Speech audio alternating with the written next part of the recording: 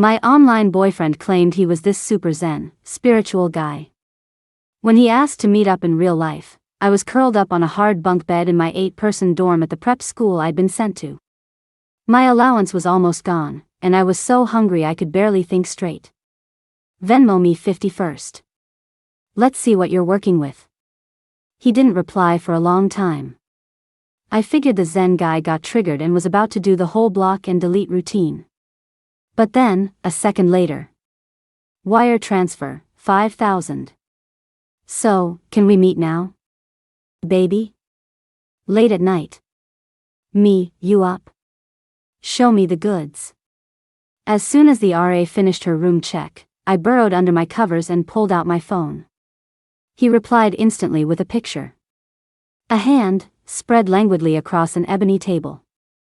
The nails were perfect, the fingers pale and long, the knuckles a faint pink.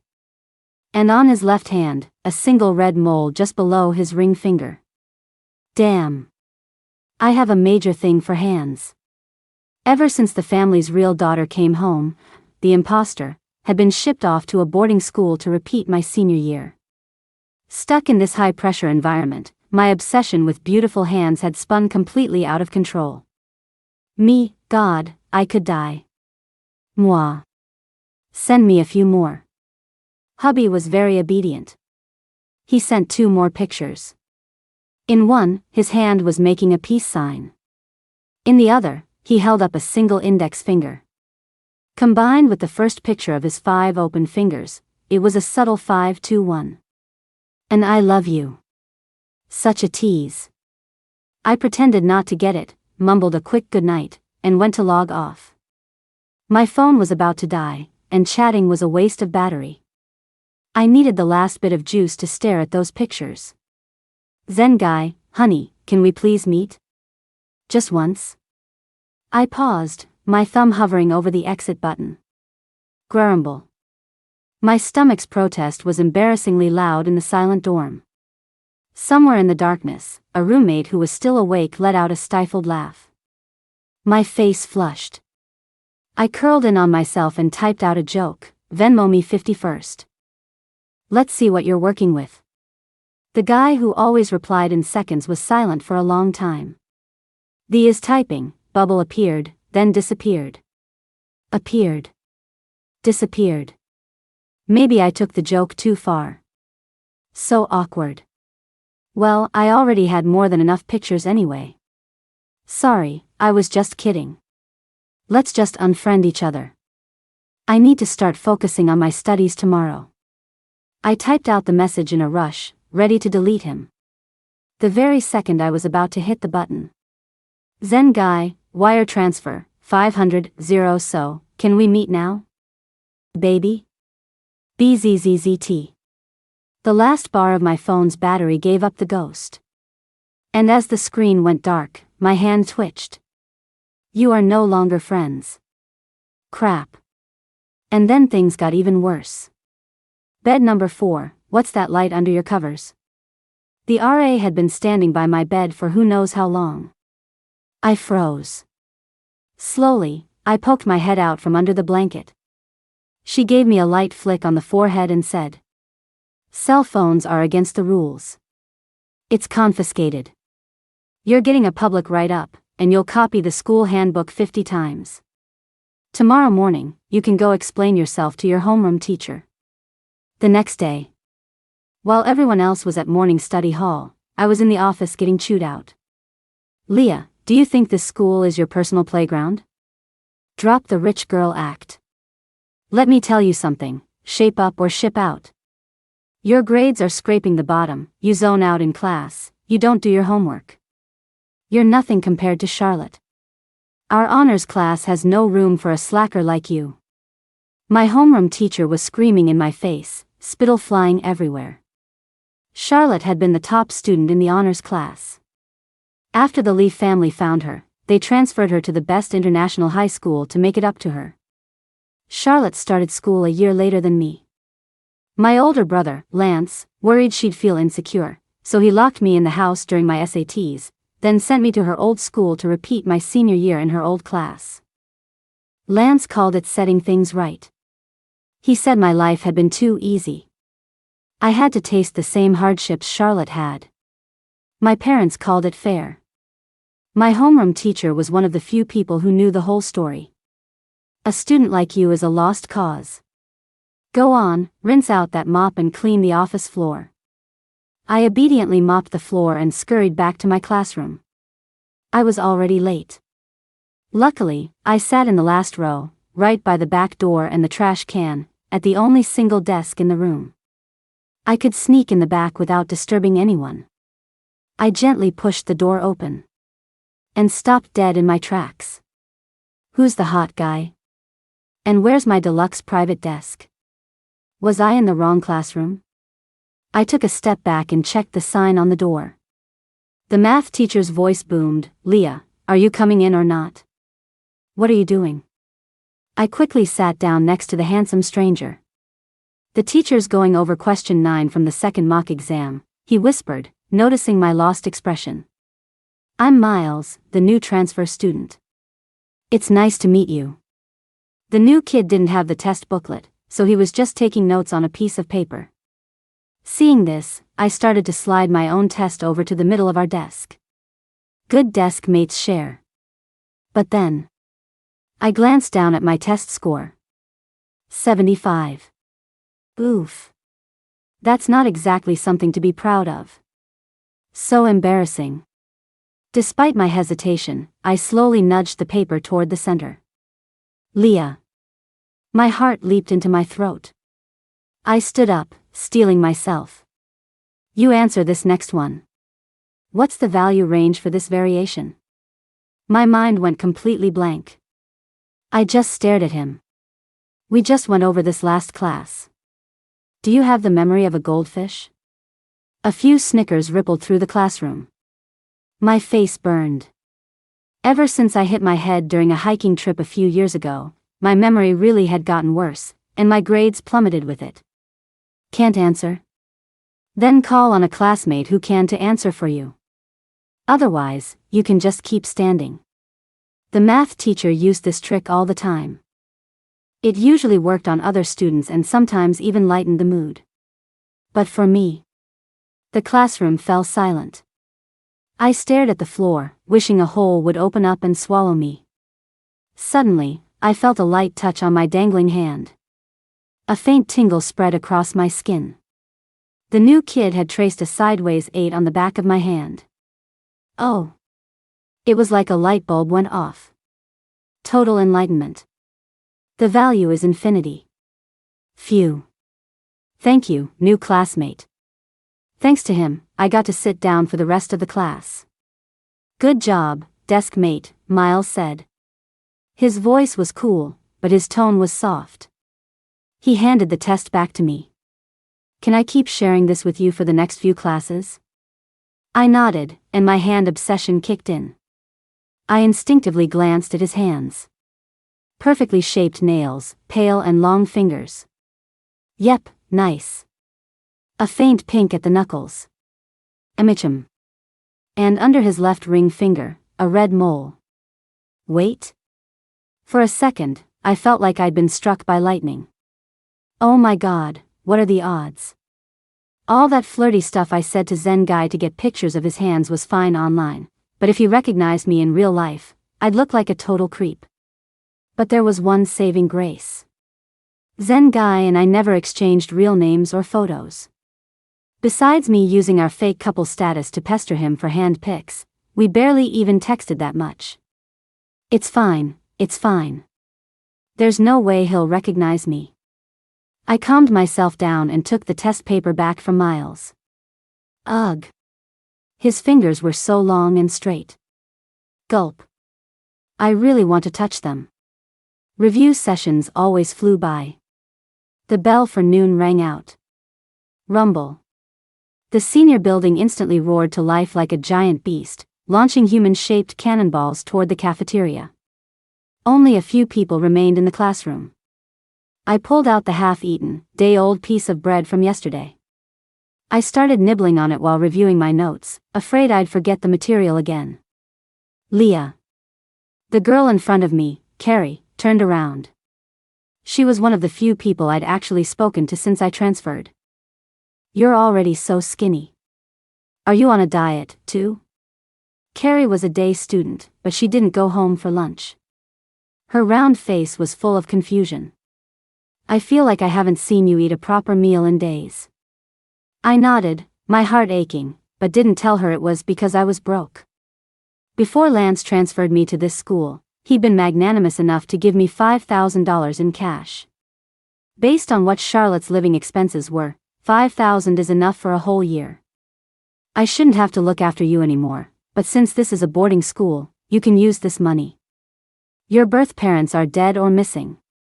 You can stay with the family for the holidays before your exams, but as soon as they're over, you move out. This is the last thing I'll do for you." All the money I'd saved over the years was taken away, and all my old friends cut contact. I was left with just that $5,000 and a cell phone.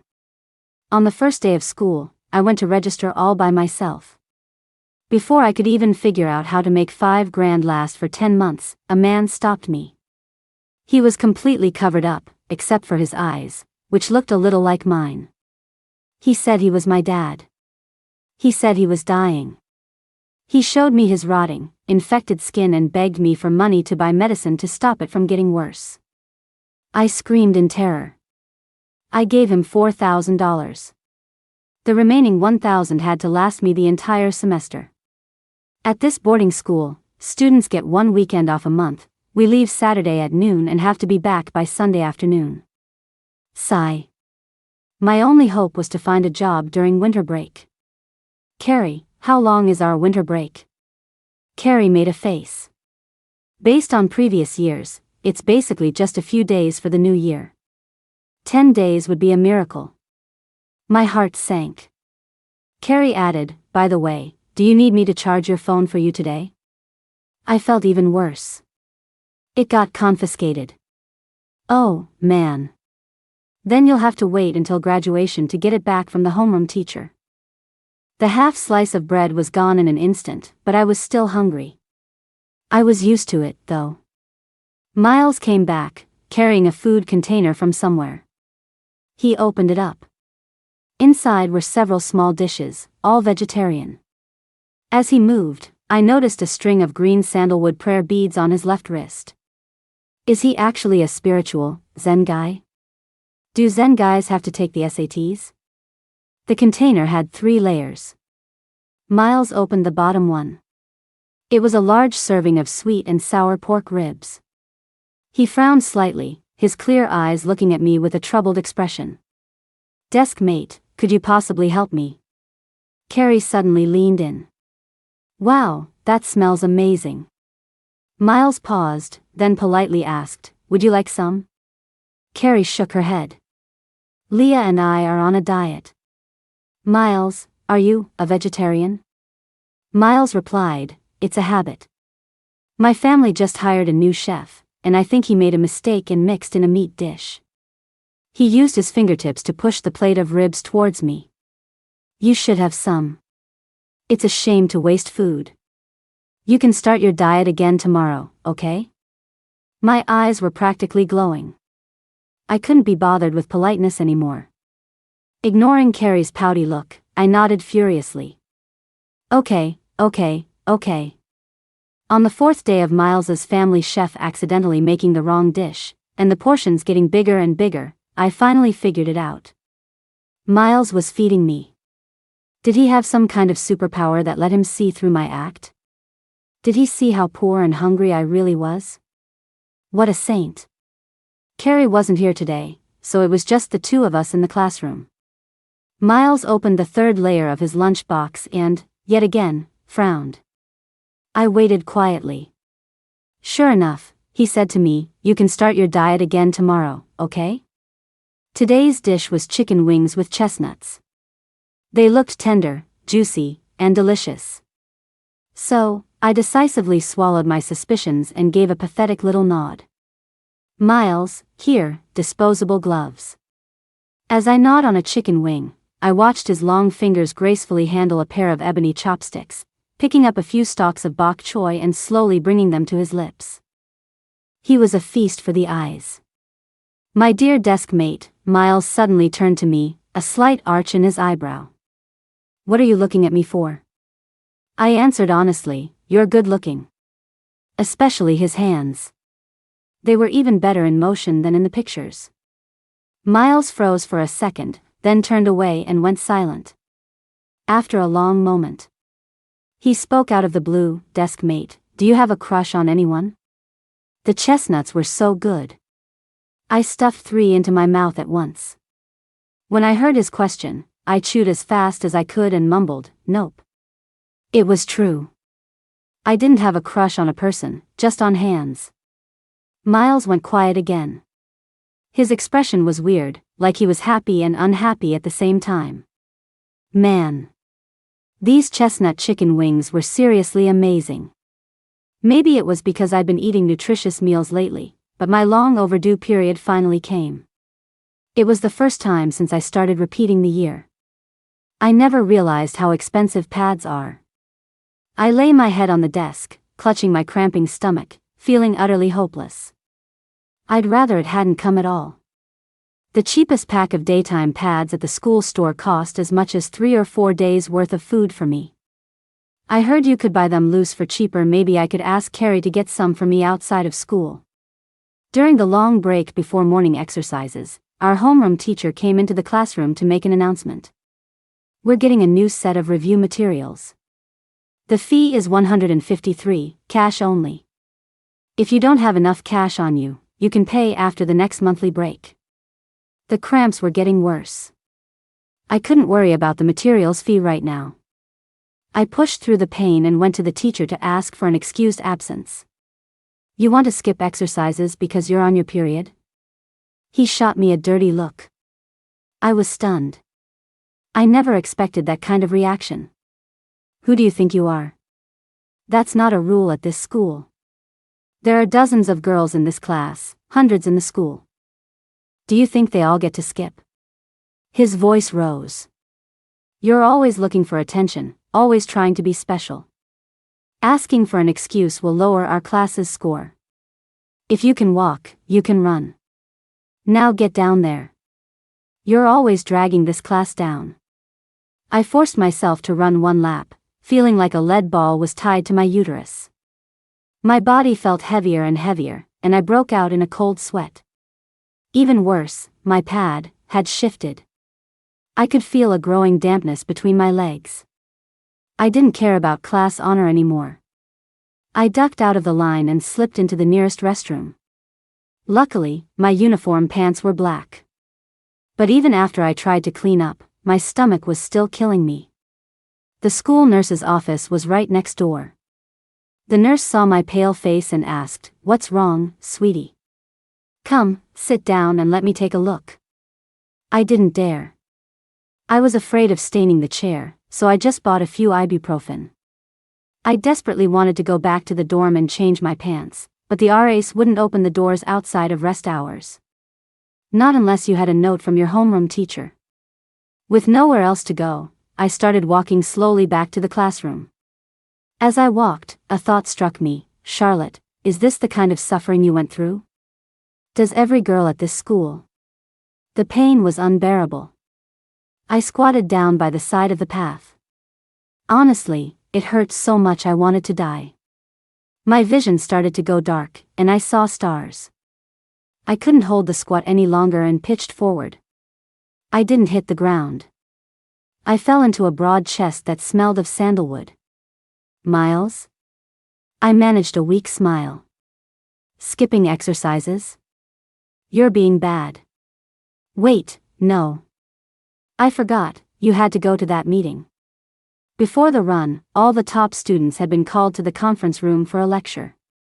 Carrie and Miles had both gone. I'm taking you to the hospital. No, it's not that serious.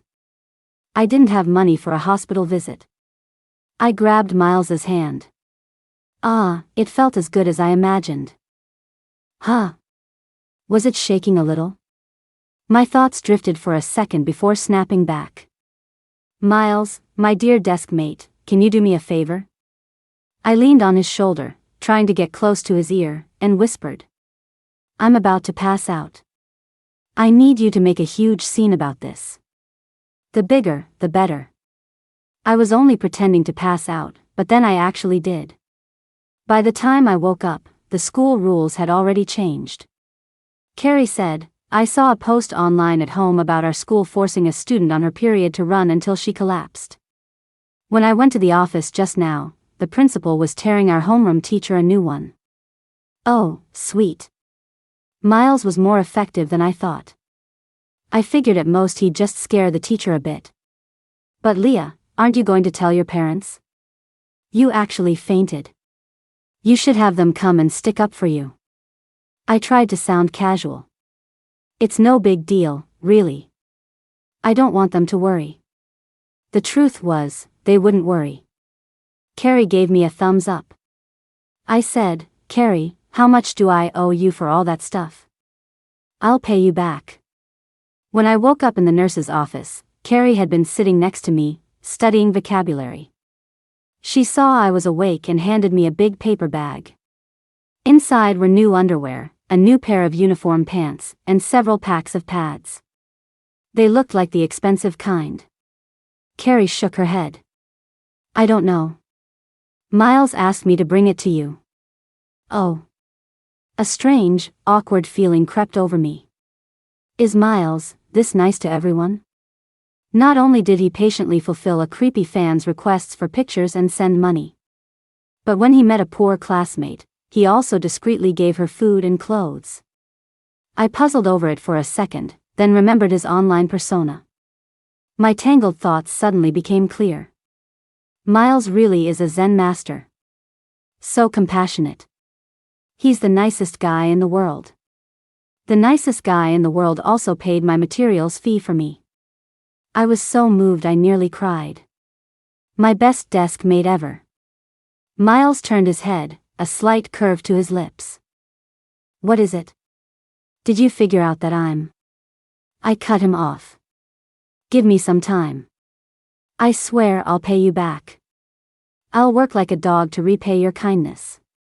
The smile froze on his face. Ugh. Okay, that did sound a little slick. I put on a serious face.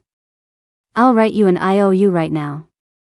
My memory's bad, so don't be afraid to remind me. Leah. What? Miles carefully folded the IOU and put it away. He opened his mouth, then seemed to think better of it and sighed. All he said was, take your time paying me back. I don't want us to be even. I was stunned for a moment. Leah, I'm heading out, Carrie said, waving goodbye. Have a great weekend, see you tomorrow. Leave Saturday, come back Sunday. See you tomorrow was right. A long line of school buses waited outside the gate, with private cars squeezing into every available space to pick up students.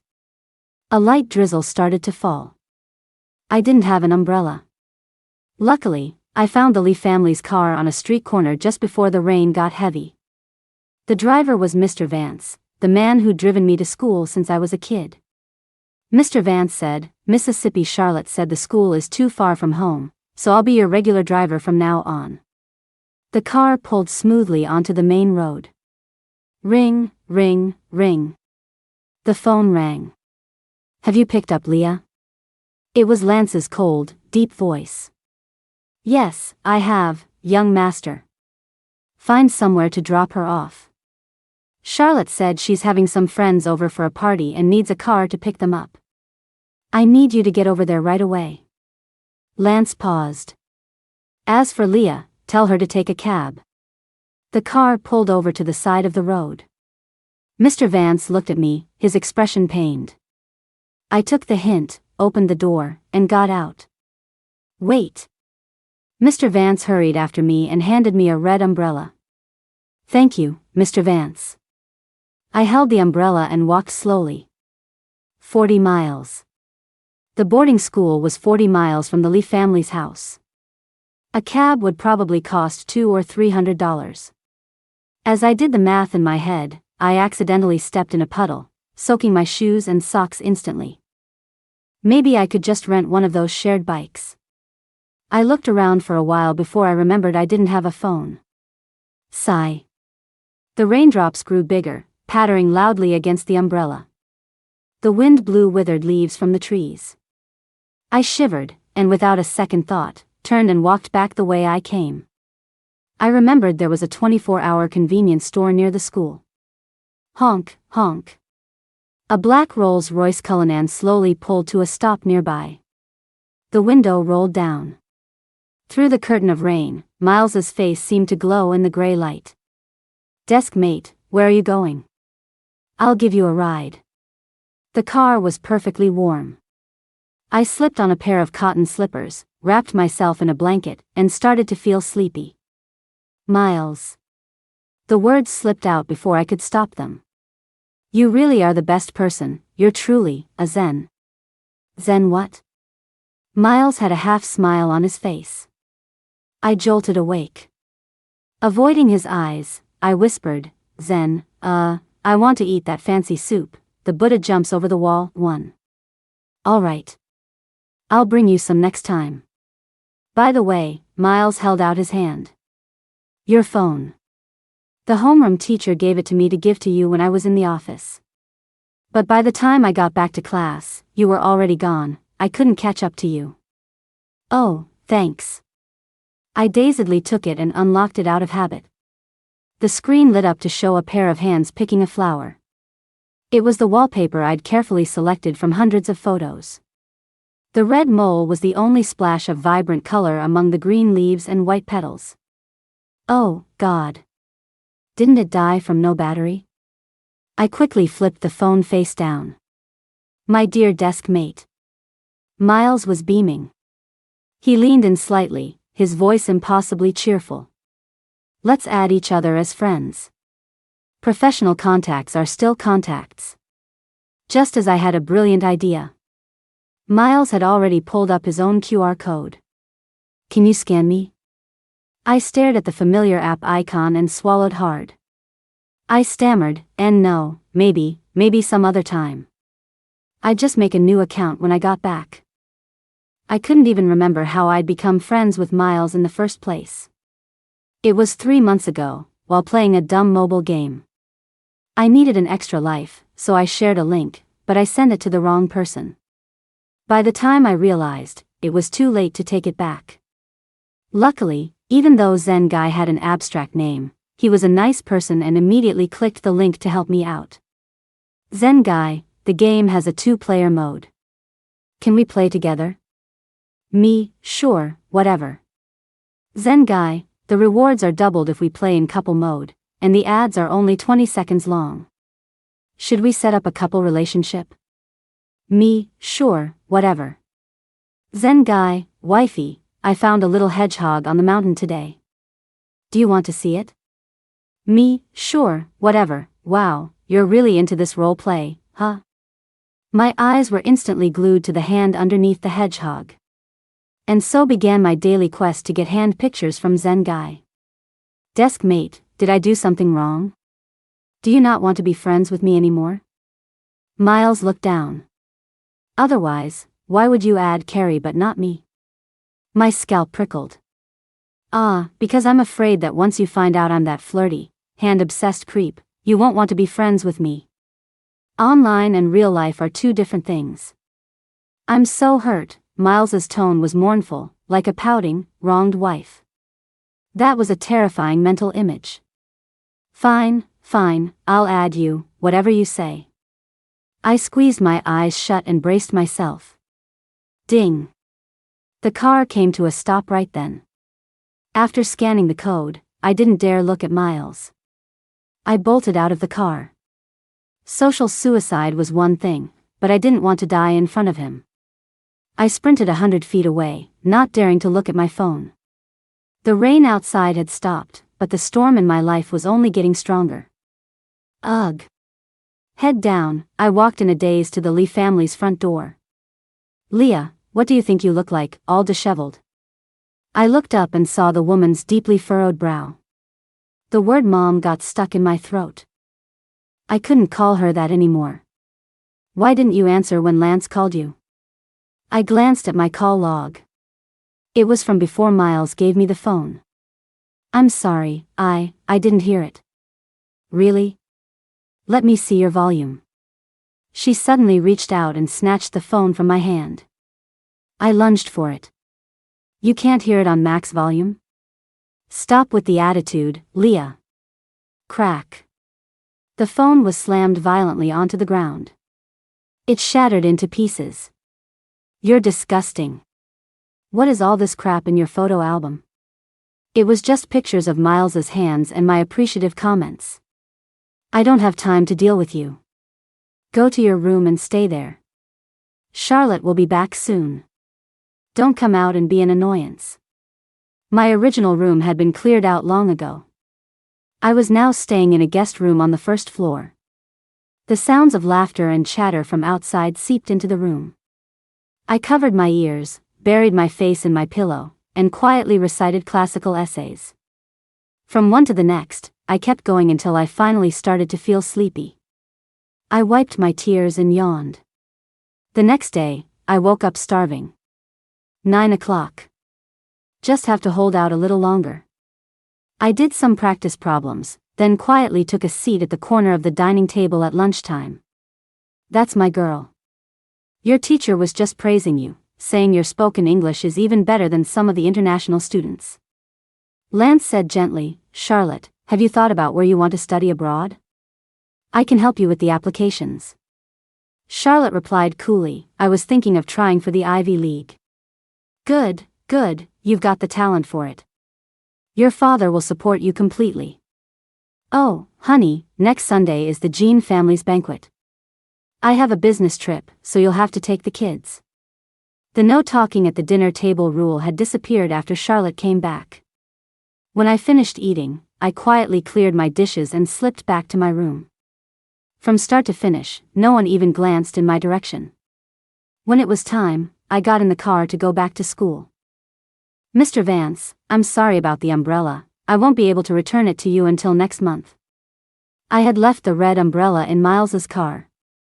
At the school gate, returning students were carrying, holding, and dragging huge bags full of supplies for the new month. They would all go to the dorms first to drop off their things. I was empty-handed, so I went straight to the classroom. Leah, why are your eyes so swollen? I made something up. I slept too much. I slept for 14 hours straight at home. Carrie said, wow, your family is the best. Not like my mom. I finally get a day off to sleep in, and she's waking me up at 7 for breakfast. I paused, then forced a smile. I was a little jealous.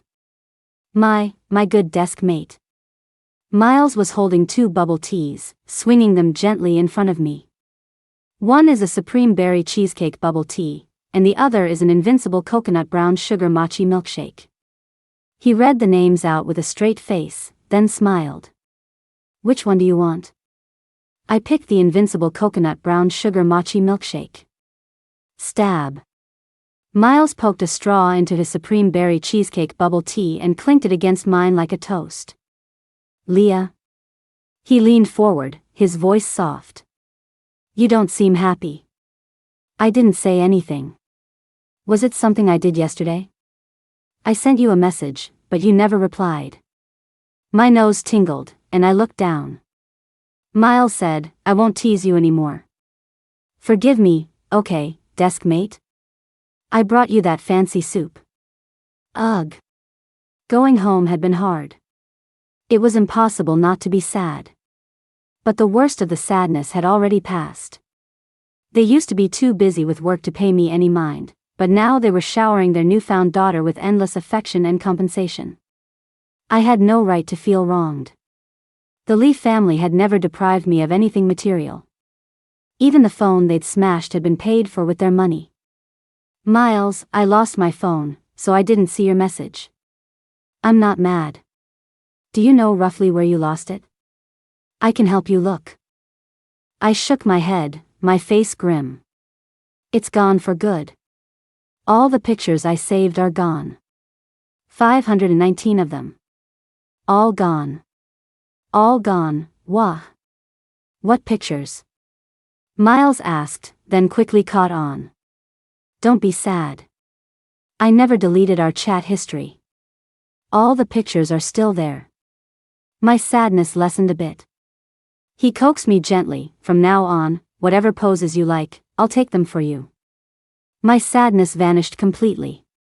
Miles pressed on, do you want to touch my hand right now? Oh my God. I was back in business. Can I really touch it? He. If I'd known that my cover being blown wouldn't get me rejected and would come with these kinds of perks, I would have outed myself ages ago. Miles chuckled. You can touch it however you want. Okay, I'm touching it. Go ahead. I like it when you touch me. Stop. Stop. Stop. Carrie whipped around, a look of pure horror on her face. What are you two doing? Leah, snap out of it. Don't let a man's pretty face distract you. Your studies are what matter. Emicham, I know.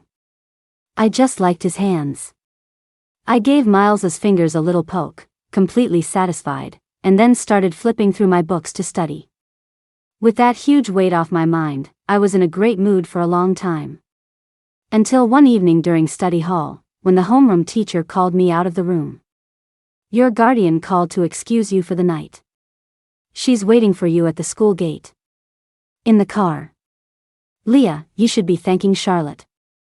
If she hadn't mentioned you, you would never have had the chance to attend a high-class event like the Jeans banquet in your entire life. Charlotte said, Mom, stop. Charlotte, my darling daughter, you're perfect in every way, except you're just too kind. Lance, you need to protect your sister in the future. Lance replied, I will.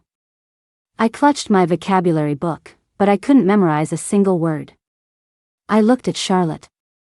Her gold tassel earrings swayed gently. Sensing my gaze, Charlotte raised a hand to smooth her long, flowing hair and met my eyes. Her expression was cold, and there was something else, anticipation. It wasn't until we arrived at the Jean family's banquet that I realized what she was anticipating. All the guests were impeccably dressed. The women wore all kinds of gorgeous evening gowns, the men in tuxedos. And I was wearing my bulky, ill-fitting school uniform. I was practically in rags. Needless to say, I stuck out like a sore thumb. Embarrassment, awkwardness, and shame washed over me as I felt the curious and mocking gazes of everyone around me. Leah, go stand in a corner. Don't embarrass us. Mom, don't be angry. Leah didn't do it on purpose. How could I have forgotten about this? Ugh, Leah looks so inappropriate. My mind drifted. Charlotte, had she ever felt like this? Is that why she wanted me to experience it? Whatever. As long as I'm not embarrassed, they're the ones who should be embarrassed. Yeah, right. It was still so awkward. I escaped the crowd and slipped into the dining area in a side hall. Okay, this was on the fringes. Fewer people here. The so-called high society types were all busy schmoozing. No one would come over here to eat a chocolate mousse cake. The mousse was delicate and melted in my mouth. Perfectly sweet. Unfortunately, I had already eaten the soup Miles had brought me, so I could only manage one piece. No one was paying attention to me anymore. I found a random corner to sit in and started memorizing my vocabulary. Draw, to pull out, to produce. Drive, a private road, an urge, to compel. Desk mate. Enter. Leah. I looked up. Miles was standing there, also in his school uniform, looking tall and elegant. He held out his hand to me. Let's go. It's too loud here. I'll take you somewhere quiet to study. I was surprised. What are you doing here? Miles expertly led me from the side hall to an elevator and up the stairs, replying, technically, you could say this is my house. Oh. I didn't ask any more questions. The study is this way. Miles brought me a glass of warm water and a few worksheets. Have some water. This is the homework the class rep handed out after you left. They're going over it tomorrow. The wooden desk was large, and Miles and I sat on opposite sides. I got a message from my family saying one of my classmates was at the banquet. I guessed it was you, so I came back. Miles explained, then added, if there's anything you don't understand on the worksheet, just ask. I nodded. He'd said the same thing when we first became desk mates, but I had been too shy to bother him back then. Now, asking him for help with problems was second nature. Once I started doing the problems, I got completely lost in them. By the time I finished and checked my answers with Miles, I realized it was already 10 o'clock at night. The banquet was just ending. Desk mate, I should get going. Miles helped me pack my school bag and then, from somewhere, produced a brand new phone. Take it. If you need anything, just contact me. I've already saved my number.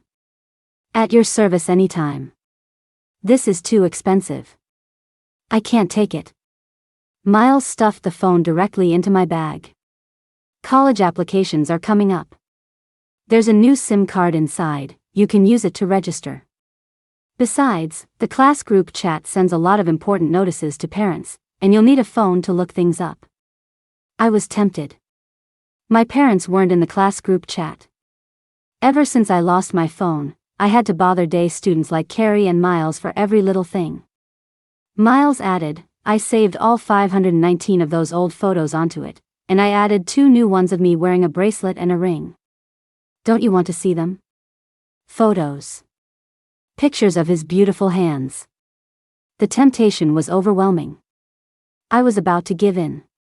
But, Miles, I owe you so much money. I had already written him several IOUs. I was deep in debt. Miles handed me my backpack. Don't worry about it. You'll be able to pay me back once you're making the big bucks.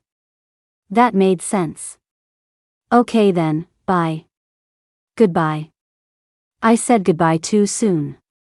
The Lee family's car was long gone. I found the Jean family's butler. Did my mother ask about me, or leave a message?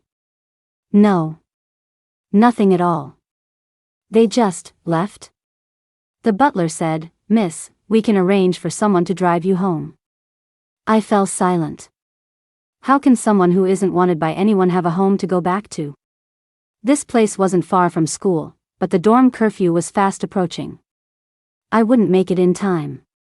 Old Zhao, what's going on here?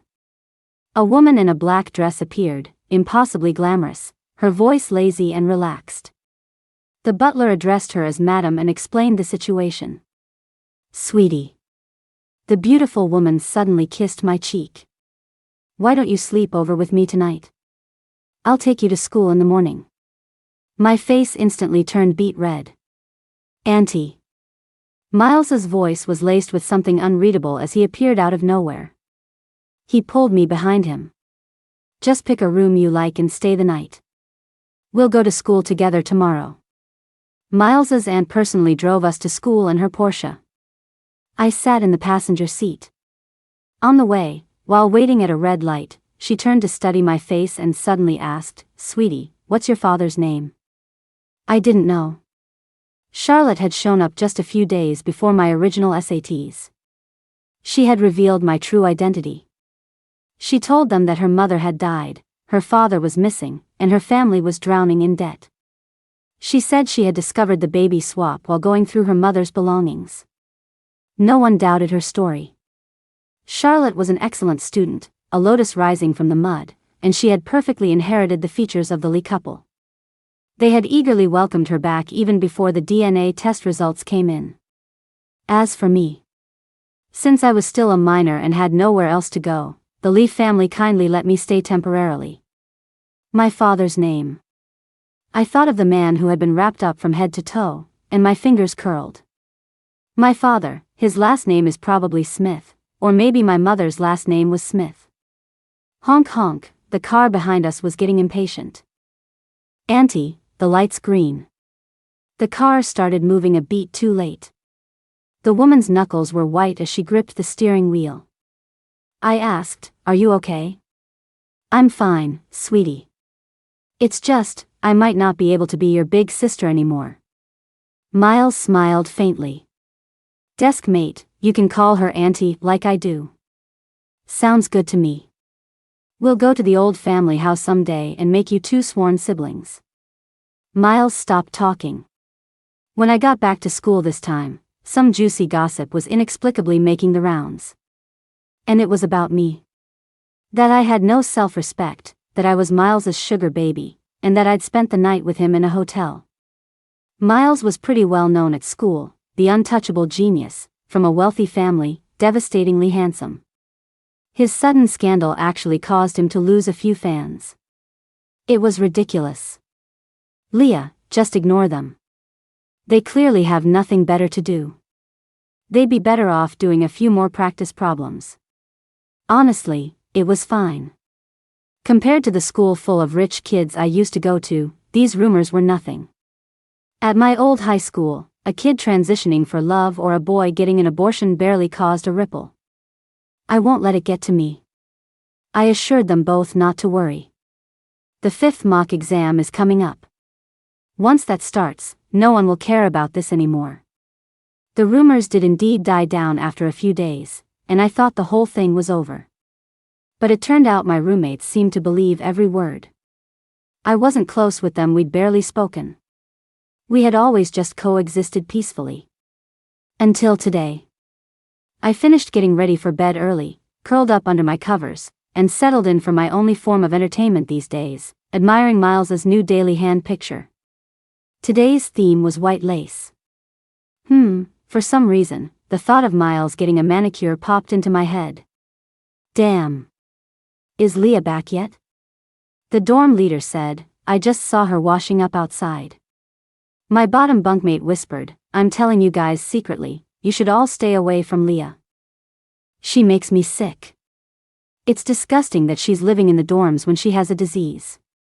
I'm scared she'll even touch my bed. I was about to say something, but her words stopped me.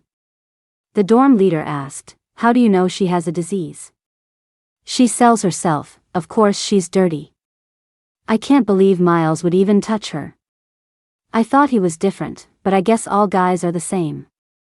I couldn't help but poke my head out. Sells myself?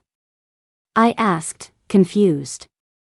The bottom bunkmate said, it's true. My friend went to the same school as her before. The reason she transferred was because she got expelled for being a prostitute. And, Leah, you f-ing bitch. Have you no shame, eavesdropping on us?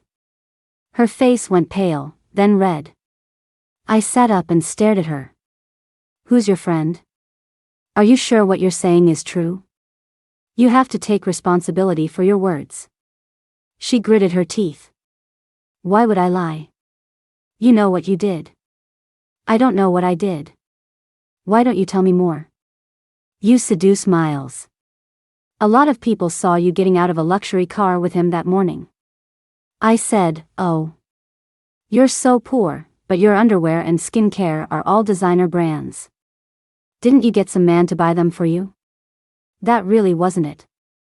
I scratched my cheek. When Charlotte came back, all my old things were thrown out. I just secretly salvaged a few usable things and kept them at school. Feeling guilty, aren't you? You're just a cheap slut who sleeps around. Her confidence grew, and she let loose a torrent of vulgar insults. Slut, so gross. Sigh. 5 minutes later. I'd heard enough. I sighed and reluctantly pulled my phone out from under the covers. A shame. It would probably get confiscated again. Vivian Chen. I waved the phone at her. I recorded everything.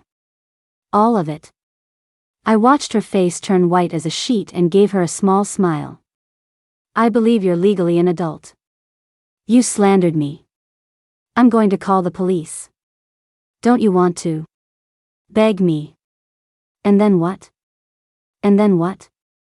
Leah, did she beg you? How did she beg? Did you call the police? Carrie's eyes were shining as she peppered me with questions. She begged. I smiled shyly.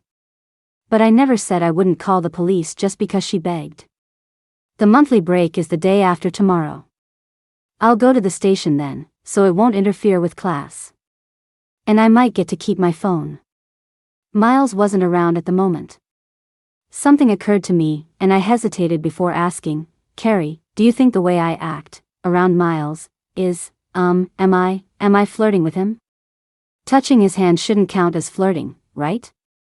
Ugh.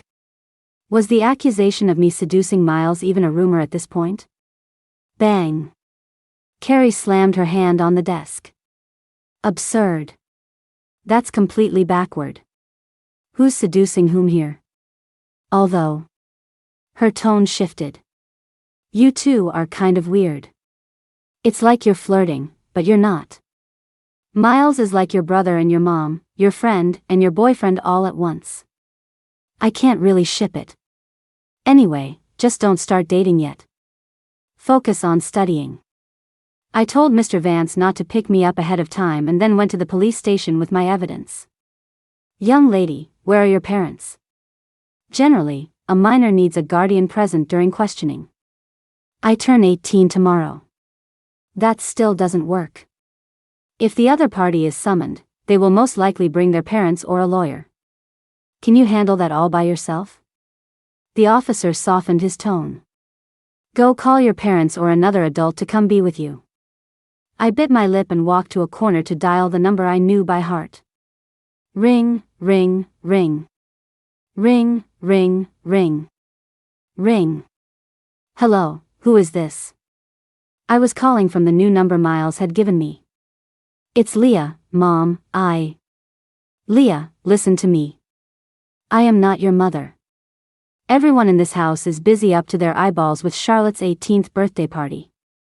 Don't you dare come back here and cause trouble. I'm at the police station. Someone started a rumor about me. Where there's smoke, there's fire. Why are you telling me this? You're trash. I'm so glad you're not my daughter. Ha. I tilted my head back and let out a long breath. I took a moment to compose myself. Once the tears subsided, I dialed a different number. This time, the call went through quickly. Mr. Vance, it's Leah, are you free right now by any chance? The master asked me to pick him up from the airport. He said he's very anxious about the young Mrs. birthday party and is worried he won't make it back in time. I couldn't think of any other adult to call. I'll just come back tomorrow. Tomorrow I'll be an adult. I'll be my own adult. Ring, ring, ring. A call from a number that already had a contact name saved interrupted my thoughts. My dear desk mate, where are you right now? Do you have a minute? I'm out. What's up? What's wrong with your voice? You've been crying. No, I haven't, I laughed.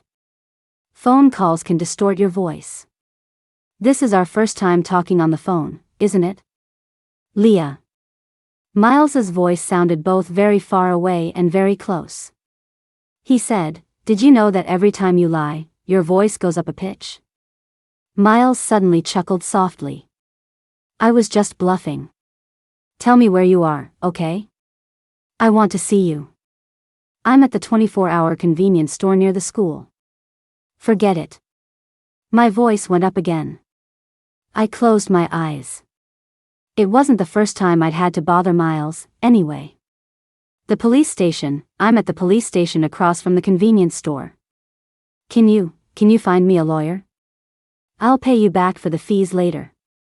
Once summoned, Vivian Chen and her parents arrived quickly. Surprisingly. They were a very plainly dressed couple, with weathered skin. They looked like the kind of people who wouldn't know how to argue, and they seemed even more lost and nervous than I was. They apologized to me as soon as they arrived and started scolding their daughter, but they also begged me to let her off the hook. So I hired a lawyer for nothing. Wasted money. That was my first thought. My second thought was envy. Just as I was about to contact Miles to see if I could return the lawyer, he arrived with someone. My darling Leah, you've been wronged. The person with him was his aunt. She pulled me into a hug, patting my back and comforting me. Auntie will get justice for you. Seeing my confusion, Miles quietly introduced her. my aunt's name is Joanne Smith. She's a professor at the law university. She's famous for her arguments. You can look up her track record. And then I watched, stunned, as the woman who had just been softly calling me her darling transformed and went on the warpath. Her demands were clear, her knowledge of the law encyclopedic. First, she unleashed on Vivian and her family. Then, she made a single phone call and summoned the useless school administrators and my homeroom teacher. And continued to unleash. Wow. While we were waiting, Miles slipped out and came back. He was carrying a cup of cool cocoa matcha pearl milk foam. It's a new flavor. It's hot. Try it. I took it. And held it to warm my hands. As the case progressed, Vivian burst into tears when she heard she might be detained. Leah, I can't have a record, I'm begging you, Leah, I'm my parents' only daughter. College exams are coming up, I have to go to college. My mom is old and not in good health, she's counting on me, I'm really, really sorry. Joanne said, Leah, don't feel pressured. An administrative detention won't affect her ability to go to college or work in the private sector. Whatever you decide, I'll support you. I looked at Vivian, then at her red-eyed parents. Finally, I lowered my gaze. I agree to mediation, and I accept the $4,000 in emotional damages. I forgive Vivian Chen. But since she was the source of the rumors, I demand that she make a public self-criticism in front of the entire school next Monday and apologize to me. Vivian agreed. The school administration also miserably promised to clean up the campus atmosphere and cover part of the financial compensation. Everything went incredibly smoothly, with no major hiccups. But by the time we left the police station, it was already dark. The moon was high in the sky, and a cold wind swept away the last of the dead leaves. Time flies. In the blink of an eye, it was winter. Leah, come to my house. Miles tentatively took my hand and gave it a little swing. I have something important to tell you. We arrived at the Jean family's house. Miles took out a thick photo album, his tone heavy. Desk mate, actually, I'm your cousin. Huh? Joanne said, Miles. We can talk about that later. First, let's celebrate Leah's birthday. Birthday. Oh, right. Charlotte's birthday was the same day as mine. The clock soon struck midnight. I made a wish over the candles. To do well on my exams this time. To make a lot of money in the future.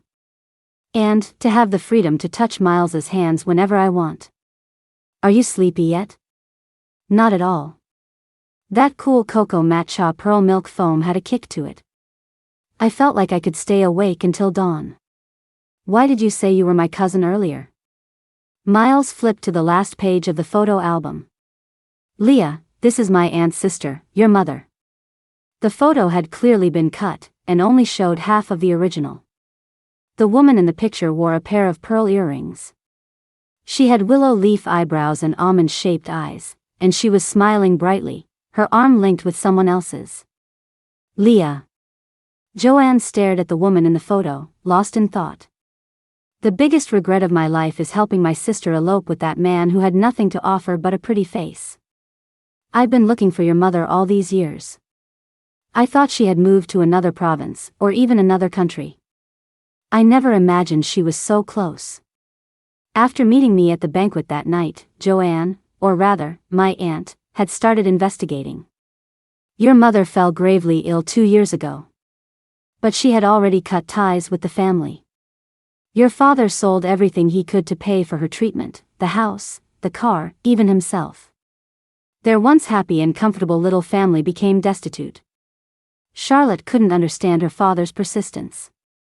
It wasn't until a blood test revealed she wasn't his biological daughter that she decisively took what money was left and left home to find her real parents. The baby swap happened because a maid at the Lee family's house wanted revenge. My sweet Leah, from now on, your auntie will take care of you. This is what I owe your mother, and what I owe you. Auntie, you don't owe me anything, I had a good life all these years. She then asked if I wanted to transfer schools, and said she wanted to throw me an 18th birthday party. She said the Jean family house was close to the school and that I should stay with them like Miles did to make my commute easier. I shook my head. Then I'll buy you an apartment near the school. My aunt stroked my head. Don't say no to me again, my sweet Leah. Your school's dorms are awful. Leah, you two are living together, aren't you? What did you promise me? How could you, Miles? You animal, you jerk. During lunch at school, after seeing me and Miles come and go together for a week straight, Carrie let out a piercing shriek. I explained, no, we're just living across the hall from each other. My aunt had bought an apartment in a building with only 2 units per floor. Miles said it would be more convenient if we lived close, so he moved in next door. Carrie still looked heartbroken. I continued to explain, I'm not dating anyone. Miles is my brother now. Carrie froze, staring at Miles with a strange expression. Miles, who was peeling shrimp, managed a strained smile. Cousin. A distant one. We're not related by blood. My mom's sister's husband's sister is Miles's mom. I thought it through. Yeah, I guess we weren't. Miles put the peeled shrimp on my plate. My dear desk mate, I was just saying that. Please, I'm begging you, forget about it. I blinked.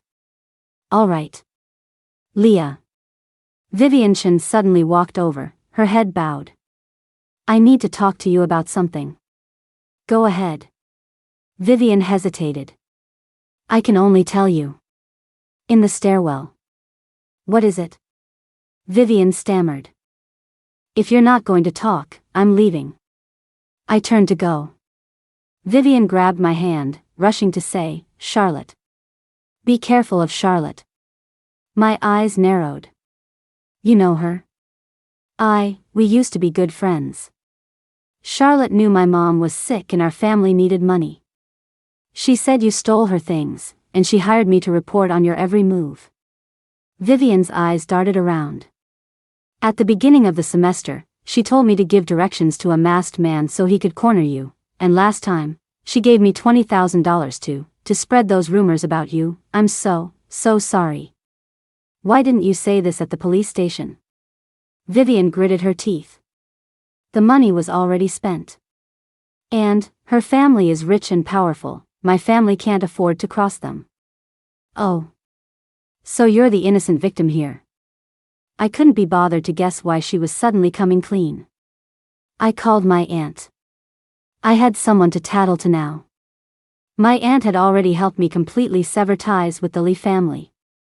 All that was left was to change my name after the exams. Their subsequent drama and chaos had nothing to do with me. I finally got my 10-day winter break. My aunt took me back to the Smith family home for the new year, where I met a lot of relatives. 18 years of New Year's money. We need to make it all up to our Leah right now. I counted the zeros on the bank card, my jaw on the floor. 100,000, a million, 10 million. And that was on top of the allowance my aunt had been giving me. Wow. I was rich. During our New Year's visits, we went to Miles's house. On their photo wall, I saw a picture of Miles as a little boy. Don't look, Miles said, looking embarrassed for once. I racked my brain, trying to find a compliment. Your head is so shiny. It looked kind of familiar, like a little monk.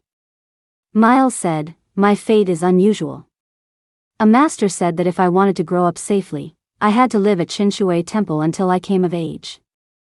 So that's why your username was Zen Guy? Miles forced a smile. The abbot gave me that name.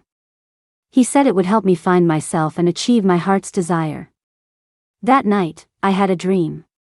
In the dream, I was still living with the Lee family. This was before my parents started to despise me, when Lance was still a brother who would play with me.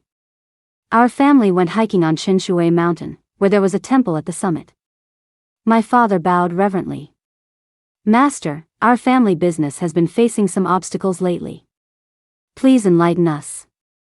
I couldn't understand the old monks chanting. Bored, I wandered off and saw fish in a pond, so I squatted down to touch them. Careful. A bright-eyed, cherubic-looking little monk rushed over and pulled me up. Here, if you want to play, I'll give you some fish food. You can feed them, but stay away from the edge of the water. I fed the fish for him. The little monk, relieved of his duties, took out his phone to play a game.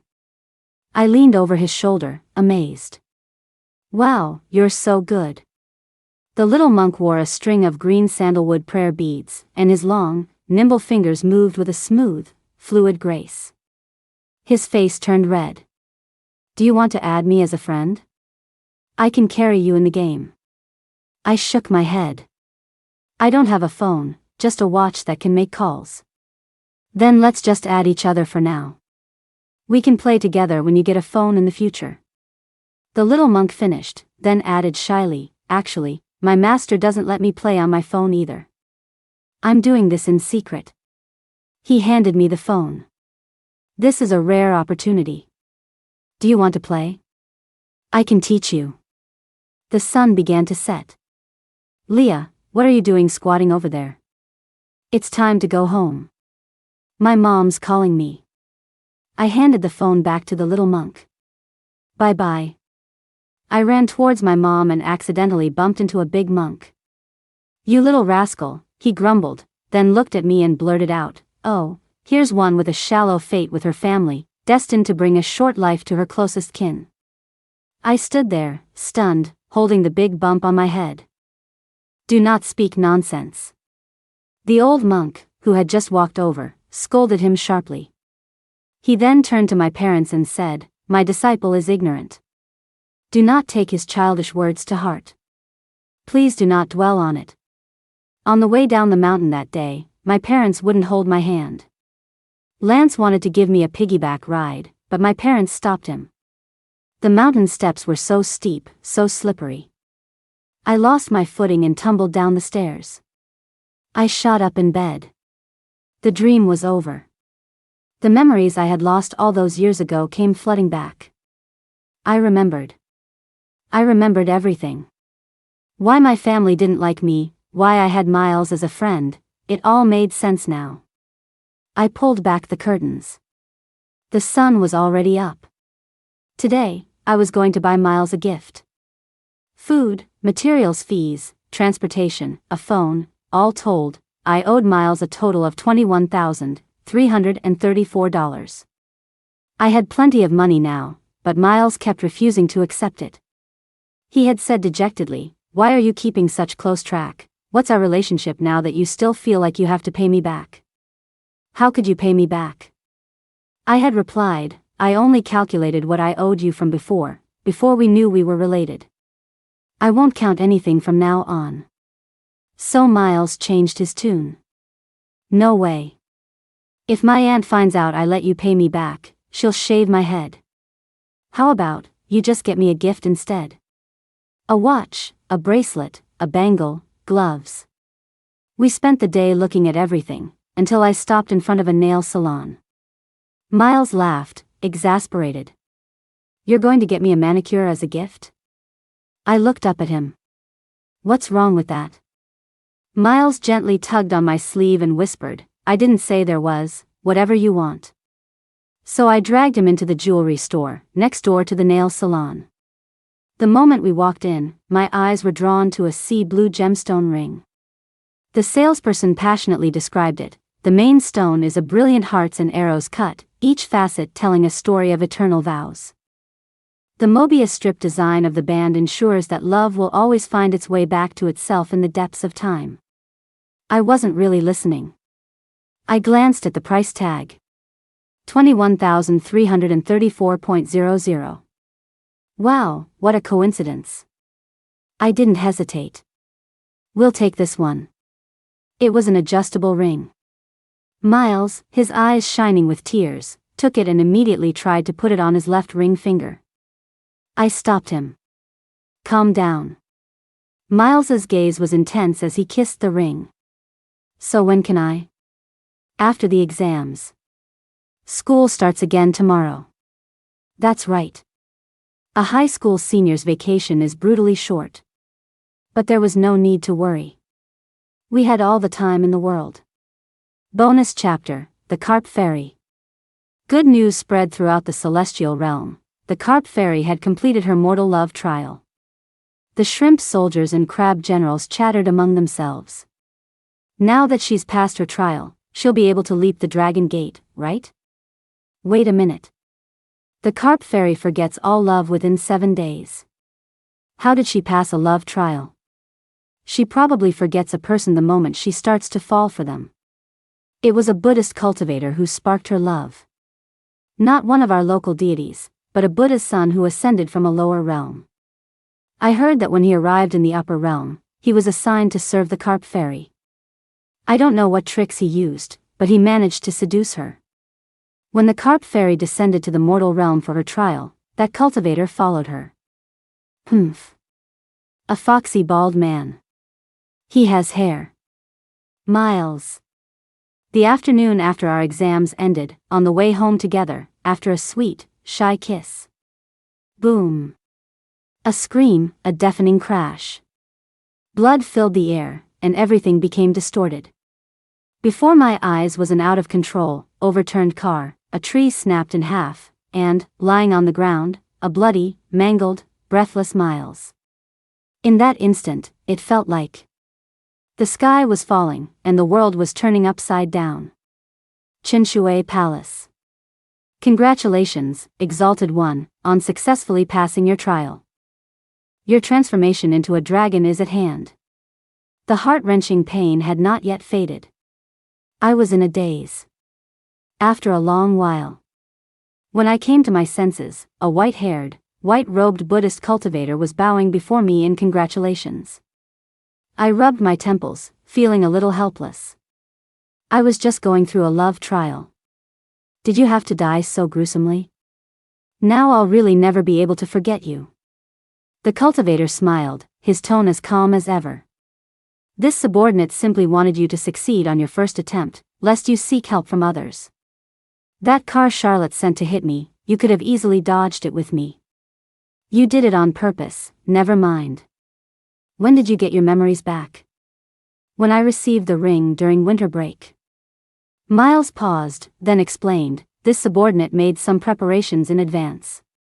When the 3-time anchors, the green sandalwood beads, the red marrow umbrella, and the blue lapis, were all gathered, I would regain all my memories, and could then choose the right moment to help you pass your trial. I suddenly remembered something and lifted the cultivator's chin. Were those the only preparations you made? Then what about me being like a total creep, completely obsessed with your hands? Ugh. So embarrassing. You once praised this subordinate's hands for being beautiful and useful. The cultivator's face was a mask of innocence. The Exalted One always forgets love within 7 days. In order to ensure you would take an interest in me, I concentrated all the affection you had ever bestowed upon me into my hands. Useful hands. Ahem. I blushed. Fine. All in all, you have performed a great service. What reward do you desire? Miles leaned in close, wrapping his arms around my waist, his eyes full of devotion. Then reward this subordinate by allowing him to serve you with his hands, just one more time.